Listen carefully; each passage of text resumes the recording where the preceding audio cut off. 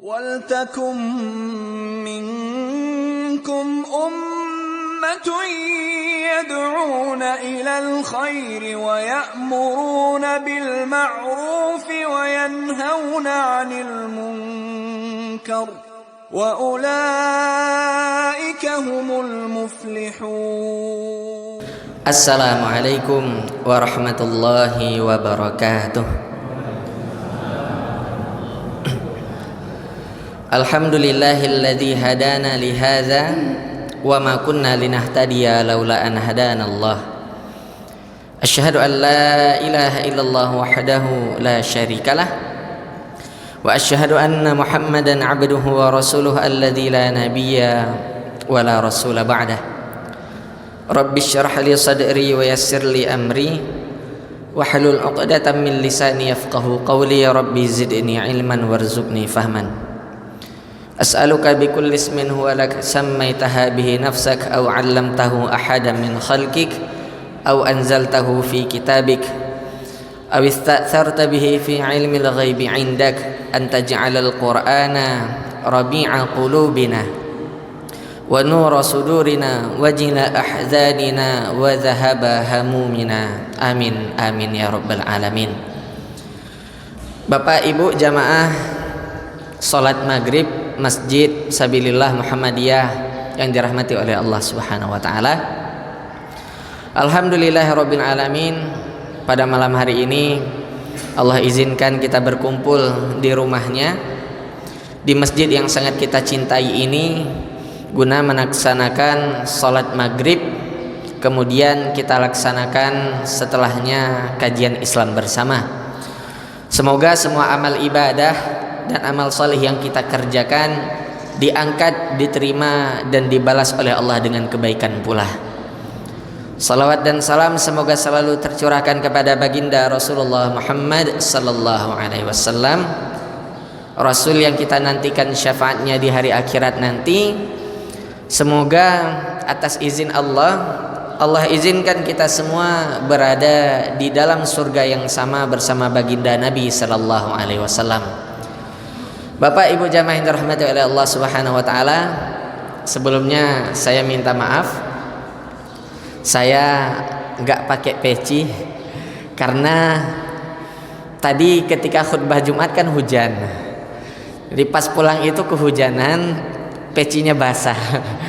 Akhirnya ya saya kesini tadi enggak pakai peci, makanya tadi ketika sudah qomat saya minta ke bapaknya supaya ngimami. Kita di Indonesia itu image-nya seperti itu, Pak. Kalau nggak pakai peci nggak ustadz itu. Makanya mau nggak mau ya harus pakai peci. Walaupun kadang-kadang pakai peci itu dilecehkan.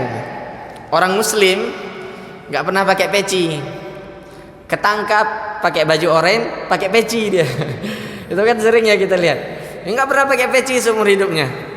Begitu melakukan kriminal, kejahatan, ditangkap oleh polisi, pakai baju warna orange itu mendadak soleh, terus pakai peci gitu. Nah, makanya ini saya minta maaf karena memang keadaan sehingga pecinya tidak bisa saya pakai. Baik, Bapak Ibu jamaah yang dirahmati oleh Allah Subhanahu wa taala, langsung kita akan mulai dengan nasihat dari Insinyur Soekarno, Presiden pertama Republik Indonesia. Beliau mengatakan istilah anak-anak kampus ini sering dipakai, yaitu jas merah. Jangan sekali-sekali meninggalkan sejarah, atau jangan sekali-sekali melupakan sejarah. Nah, walaupun Said Qutb di dalam tafsir beliau, tafsir fi Dhilalil Quran, beliau termasuk salah satu ulama yang tidak percaya dengan ilmu sejarah selain sejarah yang diceritakan dari Al-Quran. Karena salah seorang ilmuwan dari Perancis itu mengatakan sejarah itu dibuat atau ditulis oleh pemenang. Jadi siapa yang berkuasa pada masa itu, siapa yang hebat pada masa itu, terserah dia kepingin buat sejarah seperti apa. Nah, makanya Said Qutb beliau mengatakan, saya tidak percaya ilmu sejarah kecuali sejarah atau kisah-kisah dulu yang pernah terjadi di dalam Al-Quran. Nah, beliau Insinyur Soekarno, presiden kita, mengatakan jangan sekali-sekali melupakan sejarah. Maka hari ini Bapak Ibu jamaah rahimakumullah, Bapak Ibu saya kira sudah tahu, salah satu sejarah yang tidak bisa kita lupakan adalah gerakan 30 September PKI. Semoga ini tidak menjadi tema yang sensitif ya Pak ya. Semoga ini tidak menjadi tema yang sensitif. Kenapa? Karena akan ada pihak-pihak yang mengatakan udahlah nggak usah bahas lagi masalah PKI. Apa sih pentingnya bahas masalah PKI? Nggak usah mengungkit-ungkit luka lama dan sebagainya. Enggak, kita tidak boleh. Perkara masalah PKI ini akan terus harus dibahas, akan terus-terusan terus disampaikan kepada generasi kita. Adik-adik yang kecil ini mereka nggak tahu apa itu PKI. Maka sekarang kan ada gerakan namanya Neo PKI. Dan orang-orang yang bergabung di Neo PKI itu berani dalam artian apa? Menunjukkan saya loh PKI. Nah, maka ini kalau seandainya tidak disampaikan kepada jamaah kita, kepada generasi kita terutama khususnya, itu nanti mereka nggak tahu apa itu komunis. Termasuk saya dulu kecil, masih ingat kecil saya itu film yang sering diputar ketika hari Jumat itu Warkop DKI sama film Suzana itu, film hantu itu. Nah kemudian salah satu film yang dulu sering diputar ketika saya kecil ini film ini, dan saya pada saat itu nggak paham. Dan ternyata setelah kita belajar apa yang terjadi pada masa itu, di balik itu ada apa, misi apa yang diemban di sana, ternyata kita tahu memang ini musuh yang nyata bagi umat Islam. Lebih jauh, ini adalah musuh yang nyata bagi bangsa Indonesia. Maka Bapak Ibu jamaah rahimakumullah, kalau ini dilupakan, yang kita takutkan adalah generasi kita berikutnya nggak paham sehingga mereka masuk ke dalam sana tanpa mereka sadari. Bahkan, nah ini yang cukup menarik. Ternyata Partai Komunis Indonesia ini dulu ketika mereka awal ada dan PKI ini tersebar beritanya sampai ke tempat saya di Aceh, pada saat itu ini fakta yang lucu tapi benar-benar tragis karena benar-benar terjadi. Ketika PKI ini ada, kemudian berita itu sampai ke Aceh, maka pada saat itu rakyat Aceh menyambutnya dengan gembira, mendukung habis-habisan. Kenapa? Karena yang diketahui oleh rakyat Aceh, PKI itu adalah singkatan Partai Kelompok Islam. Jadi begitu dikenali PKI, kita pro semuanya, kita dukung semuanya, senang. Kenapa? Karena Partai Kelompok Islam. Tapi ternyata yang benar adalah Partai Komunis Indonesia. Dah. Mohon maaf Bapak Ibu, kita di sini bukan ingin menghidupkan atau ingin mengajarkan kebencian, tidak. Tapi tadi kita ingin melihat sejarah apa yang mereka lakukan terhadap pribumi di Indonesia, terhadap umat Islam yang ada di Indonesia. Maka ketika terjadi pemberontakan Madiun tahun 1948,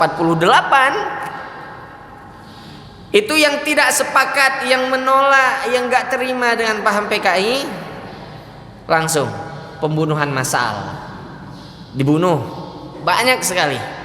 Makanya terutama kita di Jawa Timur, mohon maaf Bapak Ibu, kita di Jawa Timur itu karena memang basisnya kita. Saya kan meneliti untuk tesis itu di Tambak Boyo, dan ketika saya wawancara kan ngambil pendidikan berbasis masjid. Jadi saya membuat satu kurikulum masjid supaya nanti bisa diterapkan di semua masjid, termasuk masalah materi kajian. Bagaimana masjid itu materi kajian, tiap ustadz itu nggak tumpang tindih. Ustadz ini menyampaikan fikih, ustadz besok fikih juga, ustadz itu fikih juga. Jadi saya buat kurikulumnya. Nah yang saya jadikan role model itu masjid di Tambak Boyo. Kenapa? Alasan salah satunya adalah saya tanya ke sesepuh di Tambak Boyo, namanya Pak Nakiu. Saya tanya ke beliau, Pak ceritain sedikit awal mula berdirinya masjid kita, Masjid Jami Al-Muttaqin Dusun Tambak Boyo ini. Yang pertama sekali beliau bilang adalah, Ustadz, warga Tambak Boyo dulu merah semua. Mindset saya merah semua itu saya pikir partai tertentu gitu. Yang sekarang gitu kan. Jadi begitu dibilang Ustadz itu merah semua, saya mikir maksudnya gimana Pak? Dulu kita di sini nggak punya masjid dan masyarakat kita itu pikirannya nggak pernah sedikit pun mau bahas masalah agama.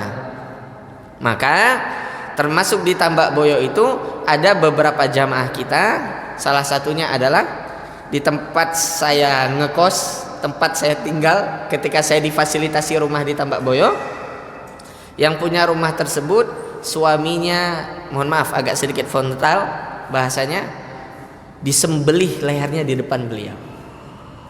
Yang punya rumah tempat saya tinggal itu namanya beliau sudah meninggal, namanya Mbah Bibit. Suaminya itu disembelih di depan beliau. Siapa yang sembelih? PKI. Terus saya tanya lagi lebih dalam, gimana Pak ceritanya? Gitu. Jadi kita di sini tuh memang benar-benar nggak paham masalah agama, nggak mau bahas masalah agama, dan yang menguasai merah semuanya. Dari situ ketika saya sempro seminar proposal, ditanya sama dosen, apa uniknya masjidmu? Saya bilang, masjid ini cikal bakal awalnya ada apa? Kita kepingin bebas, kepingin bangkit dari PKI. Maka ketika masjid itu ada, semua jamaah di situ cinta sama masjidnya. Kenapa? Karena ruh spiritual agama Islam, ruh tentang pengetahuan Islam dimulai dari masjid itu. Baru ada masjid-masjid yang lain. Nah, orang nggak paham masalah ini. Ketika disampaikan siapa PKI, mereka lupa bagaimana jahatnya mereka. Mohon maaf Bapak Ibu, gambarnya mungkin agak sedikit mengganggu, tapi kita berbicara fakta. Yang terjadi pada saat itu adalah siapa yang dibunuh oleh mereka? Ulama dan santri. Itu yang paling banyak dicari. Makanya kita tahu cerita teman-teman atau santri kiai-kiai di Gontor. Gimana santrinya dibawa lari, ustadznya mohon maaf bahasanya itu jadi tumbal. Supaya apa? Santrinya bisa selamat. Santrinya dibawa lari dari belakang, kiainya ketangkap, dinaikkan ke truk, besoknya sudah jadi mayat. Saya cerita ini merinding sendiri. Kenapa? Karena memang segitu kejamnya. Siapa yang dicari? Umat Islam. Dan yang menarik Bapak Ibu jamaah rahimakumullah, yang menganut paham PKI pun orang Islam. Itulah yang ingin kita sampaikan. Jadi kalau seandainya ada orang bilang, Ustadz jangan bahas masalah PKI lah, Ustadz itu sensitif dan sebagainya. Enggak, justru salah. Karena orang yang berpaham komunis pada masa ini, dia pun orang Islam. Pakai peci dia itu, Muso, Aidit itu. Kurang apa coba? Pakai peci mereka dengan senyum khasnya, dengan simbol Islam, tapi pahamnya komunis, dibunuhnya ulama dan para santri. Nah, termasuk ini yang paling sering disampaikan, yang dijadikan film, yaitu pembunuhan 7 jenderal ini. Ketika semuanya dibunuh. Dan Bapak Ibu jamaah rahimakumullah, mungkin Bapak Ibu sudah pernah pergi ke tempat mereka dibunuh itu, di lubang buaya itu, di sumur buaya itu, mereka dimasukkan ke sana, dan gambaran ilustrasinya yang banyak kita dapatkan di media sosial, gambaran ilustrasinya seperti ini. Bayangin ini dimasukkan ke dalam sumur itu posisinya seperti ini. Gimana sakitnya itu? Gimana tersiksanya mereka ketika mereka harus dilemparkan ke dalam sumur, dimasukkan seperti itu, dan dalam keadaan tertindih seperti ini. Itu kita merasain sakit, sesak, tersedak dan sebagainya, tapi nggak bisa ngapa-ngapain. Kenapa? 7 orang ada di dalam ini, nggak bisa ngapa-ngapain, sekejam itu. Makanya kan ketika sumur ini dapat ketemu mayatnya itu sudah dalam keadaan bau busuk itu. Nah, tapi tetap orang bilang, wah film itu ingin menonjolkan Pak Harto dan sebagainya. Wallahu alam, kita tidak peduli ada politik apa di sana, tapi satu hal yang kita bisa petik adalah segitu jahatnya PKI, segitu jahatnya komunis. Baik, Bapak Ibu jamaah rahimakumullah, gak sampai di situ. Ada yang lebih mengerikan. Apa yang lebih mengerikan? Ketika kita ketik di Google, kemudian kita mengetik pembantaian di Indonesia tahun 1965-1966, apa yang terjadi di Wikipedia yang keluar pada saat itu? Kalau kita ketik pembantaian tahun 65-66 di Indonesia, yang keluar tulisannya apa? pembantaian PKI. Seakan-akan apa? Yang jadi korban siapa? PKI. Jadi sama Google itu diputar, sama Wikipedia itu diputar sejarah kita. Mereka yang membantai kita, tapi begitu kita ketik apa yang terjadi pada tahun 65-66, memang pada saat itu dibersihkan PKI, namun yang jadi trending topik adalah pada saat itu seakan-akan PKI itu korban. Mereka seakan-akan wah terzolimi, mereka dibunuh dengan tragis oleh pemerintah. Pemerintah Indonesia pada saat itu tidak berperi kemanusiaan. Itu diputar sama apa? Sama Wikipedia. Dan yang lebih parah apa? Di situ ditulis berpandangan bahwa yang salah pada masa itu siapa? Satu, TNI Angkatan Darat. Yang kedua, Presiden Soeharto. Yang ketiga, yang salah pada saat itu adalah Muhammadiyah. Yang keempat yang salah pada saat itu siapa? NU, Nahdlatul Ulama. Jadi itu mereka membuat image yang dibantai korbannya itu PKI, yang jahat siapa? Presiden, tentara, Muhammadiyah, NU, itu yang jahat. Dan ini kalau kita searching di media sosial, segitunya kepingin dimutar balikan fakta. Makanya mungkin bapak-bapak atau teman-teman pemuda ada yang gabung di Kokam. Di Kokam itu kan ketika kita gabung di dalamnya itu kan luar biasa ya. Itu semangatnya itu luar biasa. Salah satu kalau cerita masalah Kokam itu teman-teman pemuda kalau mau cerita masalah Kokam sekali undang Ustadz Jazir, ketua takmir Masjid Jogokarian, karena beliau mantan Kokam. Ustadz Jazir kan badannya tinggi besar, beliau Kokam itu. Beliau cerita bagaimana dulu ketika ngejar PKI, ketika berusaha untuk menumpas PKI itu. Kenapa? Karena memang jahat. Mereka itu jahatnya na'udzubillah. Bunuh orang itu nggak main-main dengan cara yang sangat kejam. Nah, diedit pada Maret 2020. Jadi sudah 2 tahun yang lalu. Kalau kita ketik di Wikipedia atau di Google pembantaian di Indonesia tahun 65-66, maka yang jahat itu pemerintah Indonesia, presidennya, TNI-nya, Muhammadiyah, dan NU. Korbannya siapa? Korbannya PKI. Diputar balikkan fakta sejarah kita separah itu. Baik, Bapak Ibu jamaah rahimakumullah. Setidaknya ini gambaran tokoh-tokoh pemimpin dunia yang pahamnya itu paham komunis, yang berpaham komunis. Ada Karl Marx di sana, kemudian ada Lenin di sana, dan yang lain-lain. Termasuk ini Presiden Cina, komunis semuanya. Sedangkan di Indonesia tadi saya sampaikan, sudah saya singgung sedikit. Coba lihat siapa tokohnya. Tokohnya pakai peci. Musso ini pakai peci, seorang muslim. Dan kita kan bertanya, gimana caranya paham komunis bisa disandingkan dengan paham Islam? Nah, ini yang ingin kita sampaikan. Kita kalau nggak paham komunis, tanpa kita sadari mungkin kita sudah berpaham seperti itu. Jadi masalah agama itu disingkirkan. Apa gunanya dia pakai peci ini?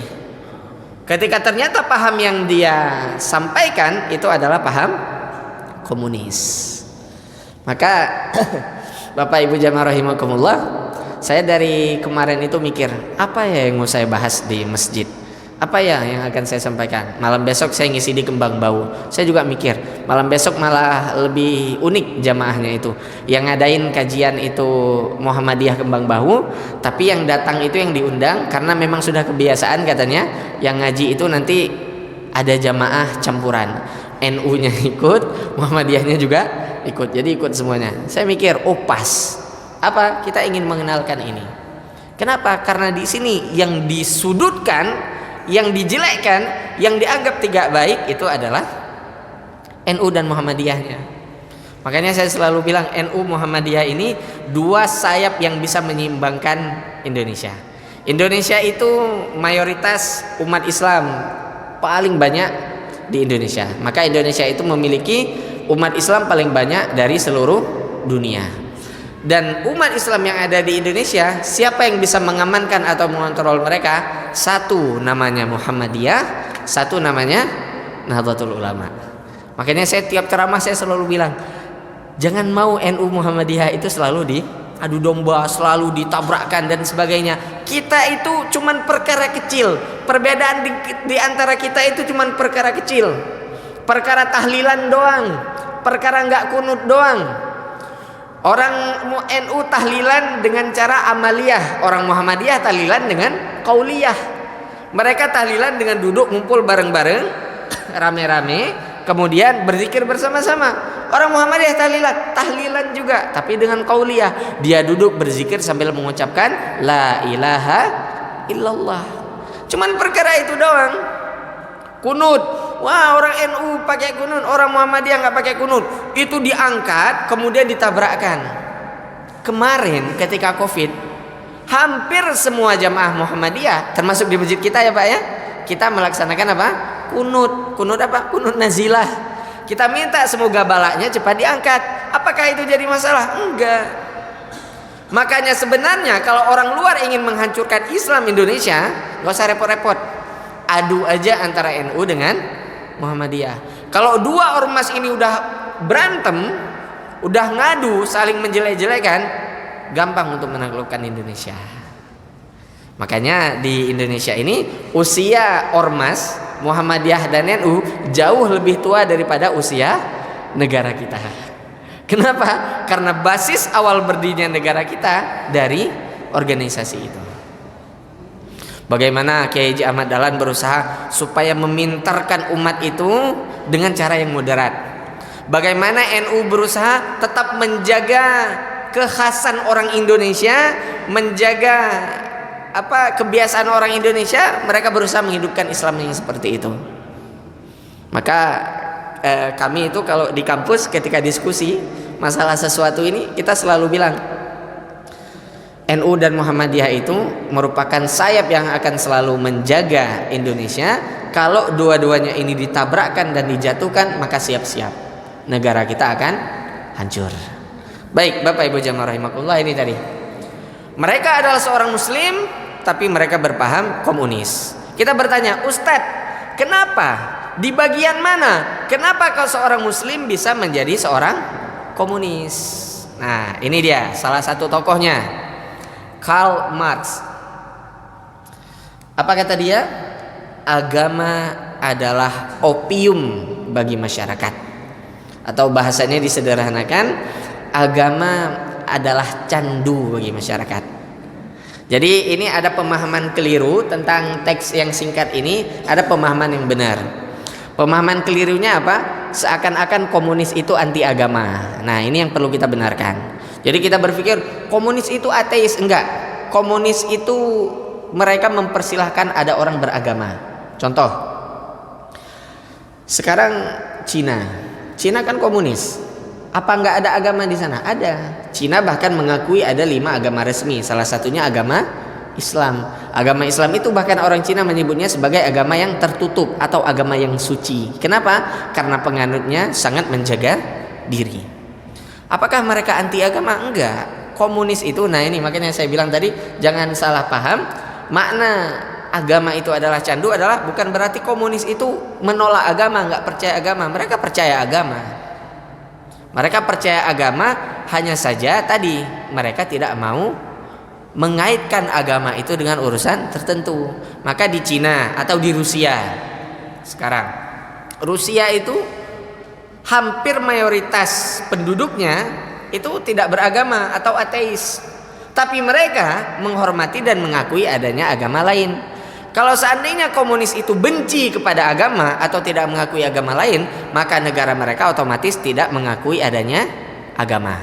Nah, ini paham yang pertama yang harus kita luruskan. Jadi keliru kalau kita mengatakan komunis itu tidak beragama. Jadi orang yang berpaham komunis itu bisa jadi dia beragama. Lantas, apa inti daripada paham komunis sehingga dia nggak cocok dengan agama Islam? Letaknya itu di sini. Nah, pada gambar ini. Ini adalah pyramid of capitalist system. Insya Allah teman-teman yang kuliah di ekonomi paham ini. Kapitalis itu seperti apa? Kapitalis itu seperti apa? Insya Allah mereka paham. Bagaimana yang kaya itu semakin kaya, yang miskin semakin miskin. Di Sumatera mohon maaf Bapak Ibu, di Sumatera apa yang nggak ada Indomaret sama Alfamart? Sumatera Barat ya, Padang ya, Padang. Padang itu kan nggak ada Indomaret sama Alfamart. Sampai detik ini gubernurnya nggak ngebolehin. Kenapa?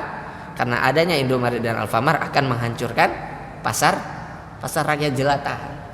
Makanya kita punya gerakan namanya gerakan belanja di warung tetangga. Mohon maaf, bukan saya menjelekkan Indomaret dan Alfamart, enggak. Maksudnya itu gini, sistem di Indonesia itu kita selama saya bisa dapat untung sebanyak-banyaknya, saya tidak peduli dengan orang lain. Contoh di Jogja juga. Jogja kan banyak yang protes. Jogja kenapa sih nggak buat jalan tol? Tapi jawaban gubernur apa? Jawaban Sultan itu nggak mau. Kita nggak mau buat jalan tol. Kenapa? Kalau ada jalan tol, orang nggak akan singgah di tempat oleh-oleh khas warga Yogyakarta. Kenapa? Mereka akan naik jalan tol. Kalau ada jalan tol di Lamongan, maka nggak ada orang yang masuk untuk belanja nasi boran, nggak ada yang belanja soto Lamongan. Kenapa? Orang masuk ke jalan tol. Dan ketika difasilitasi jalan tol, yang mau buka restoran di sana harus bayar. Bayarnya ke siapa? Yang punya jalan tol. Yang kaya siapa? Yang punya jalan tol. Jadi kapitalis itu ya seperti itu. Nah, kita kembali lagi. Kenapa kok komunis itu benci benar dengan agama? Dalam artian mereka itu menganggap agama itu candu tadi. Karena dalam pandangan mereka, nah ini. Jadi kapitalis itu yang paling tinggi itu adalah pemerintah, raja. Karena mereka yang ngatur. Di bawah raja dan pemerintah, ketika buat peraturan sesuatu kaitannya dengan ekonomi, nah ini karena piramidanya ekonomi, kaitannya dengan ekonomi, pemerintah buat peraturan, yang akan menyampaikan peraturan atau membebarkan kepada kita sebagai orang awam itu siapa? Di sini gambarannya adalah para paus, para pendeta. Kalau kita itu gambarannya para ustadz. Pemerintah buat kebijakan tentang ekonomi, yang akan menyampaikan ke umat siapa? Ustadz. Maka di situ dikatakan pembodohan yang di bawah, yang kerja itu adalah dimulai dari para pemuka agama. Maknanya gimana? Ini mereka buat peraturan. Ini yang menyampaikan, udah pokoknya kita kerjalah, berusaha. Yang di bawah ini disuruh kerja mati-matian. Kita harus kerja supaya dapat ekonomi yang lebih baik, supaya kita hidupnya lebih berkualitas, berkembang dan sebagainya. Sedangkan yang di atas, yang punya lahan, yang punya tanah, maka mereka santai aja. Kenapa? Yang kerja yang di bawah. Yang paling atasnya lagi, mereka menjaga pembuat kebijakan. Kalau ada yang protes dengan pemerintah, siap-siap berhadapan dengan TNI, siap-siap berhadapan dengan polisi. Itu gambarannya seperti itu. Jadi ketika kita itu kepingin ingin mengumpulkan kekayaan, tidak bisa menghilangkan sosok pemuka agama. Harus ada sosok pemuka agama di sana untuk apa? Bagian membodohi orang di bawah. Mohon maaf Bapak Ibu, gambaran lebih gampangnya seperti ini. Agama itu menurut pandangan orang-orang komunis, agama itu membuat umat manusia menjadi miskin, terbelakang. Kenapa? Karena dengan adanya agama, orang-orang diajarkan untuk jadi pemalas. Sedangkan paham komunis seperti apa? Paham komunis itu semua lahan, semua alat, semua tanah, semua sumber daya yang ada di negeri itu milik kita bersama. Siapapun kita boleh pakai. Tapi yang megang kelola itu pemerintah, supaya tidak terjadi kacau. Artinya tidak ada kepemilikan pribadi, itu nggak ada dalam paham komunis itu. Kita punya tanah kosong di sana, siapapun mau berusaha di sana silakan. Tidak ada satu orang yang punya. Kita mau buat perumahan, silakan buat perumahan, tapi tidak ada perumahan itu punya siapa, nggak ada. Siapapun terserah. Menemukan hasil alam, silakan ambil, pakai sebanyak-banyaknya. Bagus nggak paham komunis? Bagus. Rusaknya di mana? Kenapa nggak cocok dengan Islam? Ya karena itu tadi, mereka menganggap bahwasanya pemuka agama itu akan membodohi umat. Tadi saya sampaikan contohnya seperti ini. Komunis itu akan menyampaikan para ustadz. Nah, ini sudut pandang kita seorang muslim. Para ustadz itu akan mengajarkan umat supaya jadi malas. Dalam artian seperti ini. Kalau kita hidupnya miskin, udahlah terima aja, karena itu memang takdir dari Allah. Benar nggak? Ada ajaran kita yang seperti itu. Udahlah, terima aja, gimana lagi, ini memang sudah ketetapan Allah. Pandangan komunis dia nggak terima itu. Enggak, kamu itu miskin bukan karena Tuhanmu, kamu itu miskin bukan karena Allah, tapi itu kamu miskin karena kamu terbatasi dengan keyakinan bahwasanya rezeki saya sudah ditetapkan oleh Allah seperti ini, ya udah saya terima aja. Ngapain saya bantah-bantah, ngapain saya nolak-nolak, ngapain saya nggak terima? Kan rezeki sudah Allah tetapkan. Dalam pandangan komunis itu nggak masuk akal. Kamu dibodohin. Siapa yang bodohin? Ustadz. Ketika Ustadz menyampaikan materi tentang qanaah, materi tentang tawakal, materi tentang ridha, pokoknya kita sudah berusaha, hasilnya Allah yang tentukan. Kita sudah berusaha, sedikit atau banyak yang kita dapatkan qanaah saja. Maka komunis nggak mau terima itu. Makanya beliau mengatakan negara itu kalau selama dia beragama, siap-siap warganya tidak akan bisa berkembang. Kenapa? Karena pikirannya sudah teracuni dengan paham agama.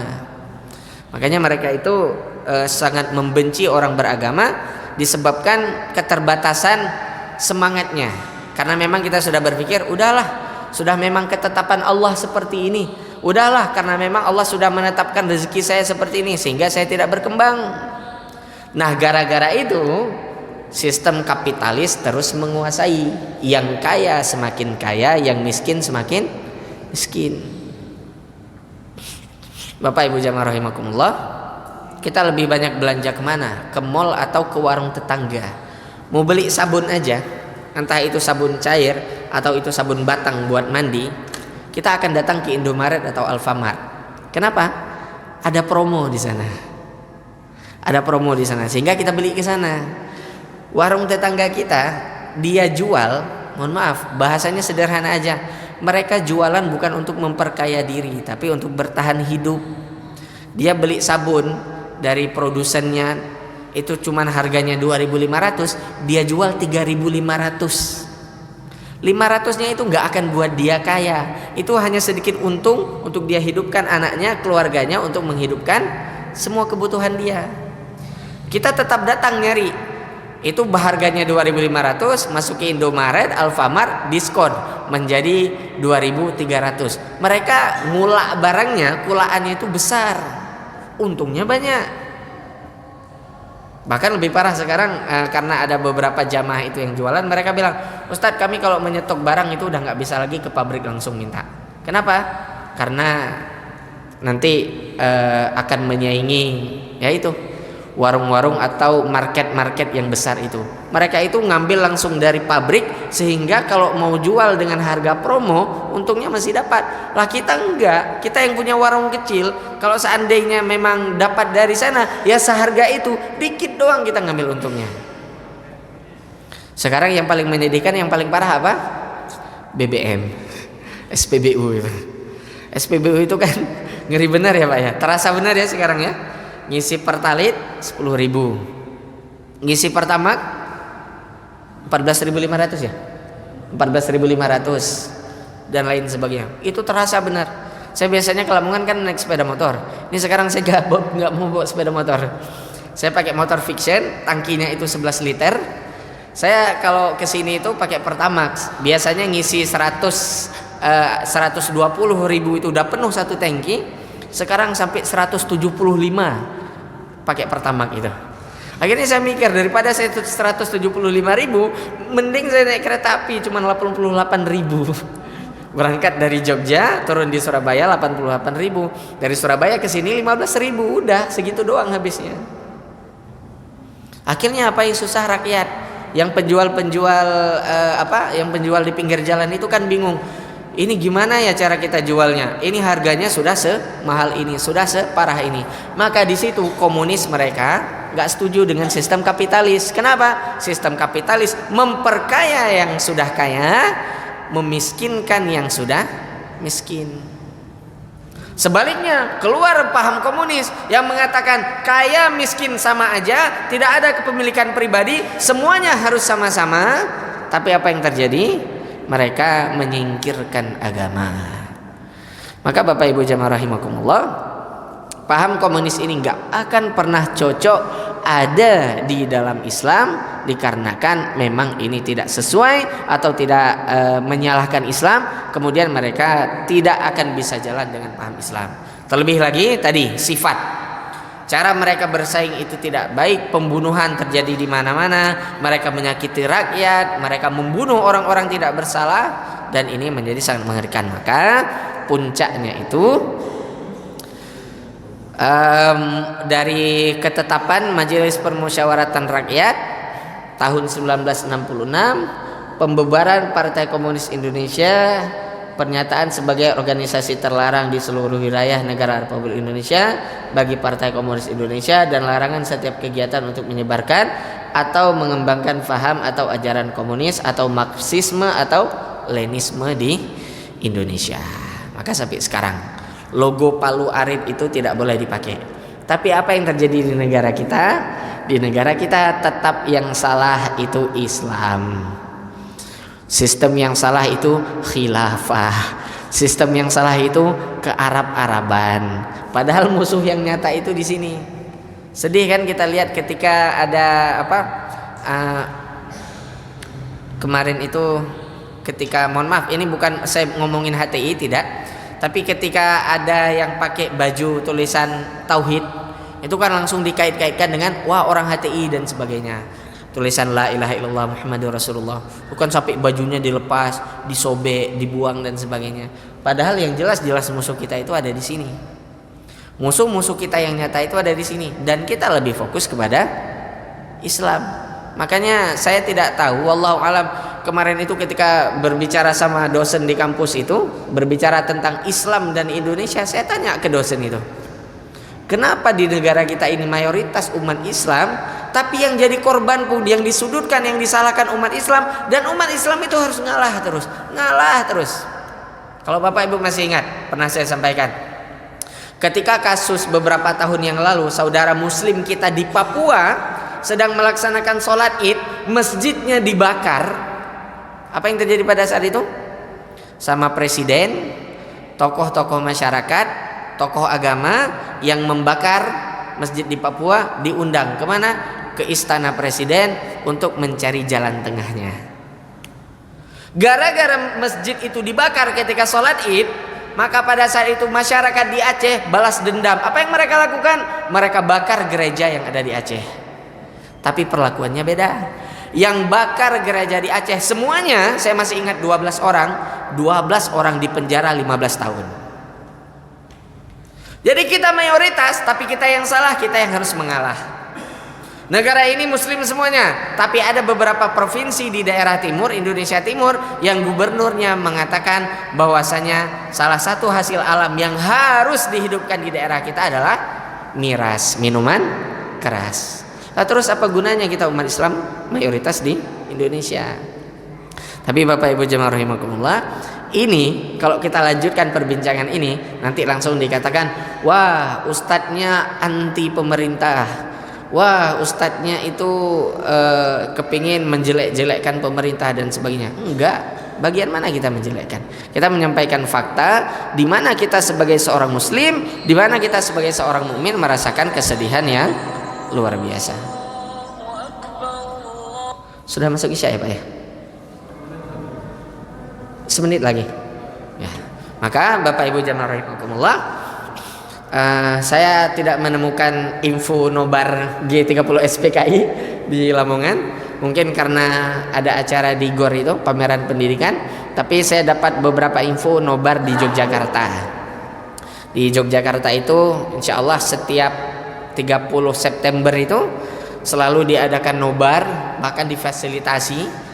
Silakan nonton biar kita paham bagaimana keburukan dan kejahatan yang ada pada organisasi ini. Bapak Ibu jamaah rahimakumullah, sebagai penutup saya titip pesan, pelajaran ini bukan pelajaran untuk membangkitkan luka atau ingin membenci atau ingin istilahnya itu menjelekkan sampai kita itu merasa paling benar, tidak.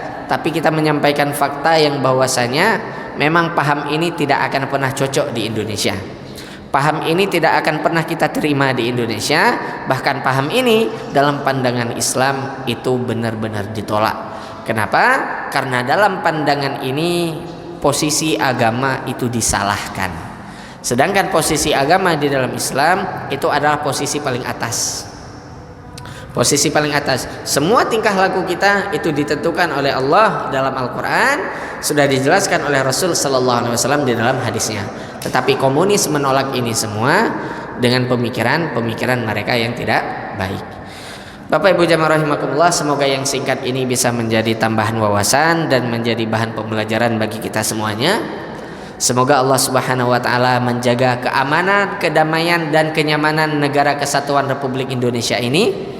Kita meminta dan memohon kepada Allah, semoga negara kita ini menjadi baldatun thayyibatun wa rabbun ghafur. Nah, kita diberikan pemimpin-pemimpin yang baik, wakil-wakil rakyat yang baik, dan kita menjadi negara atau bangsa rakyat Indonesia yang baik juga. Karena kalau seandainya negara kita ini kacau, maka kehidupan kita pun akan kacau. Lebih dan kurangnya saya mohon maaf. Billahi fi sabilil haq fastabiqul khairat. Assalamualaikum warahmatullahi wabarakatuh.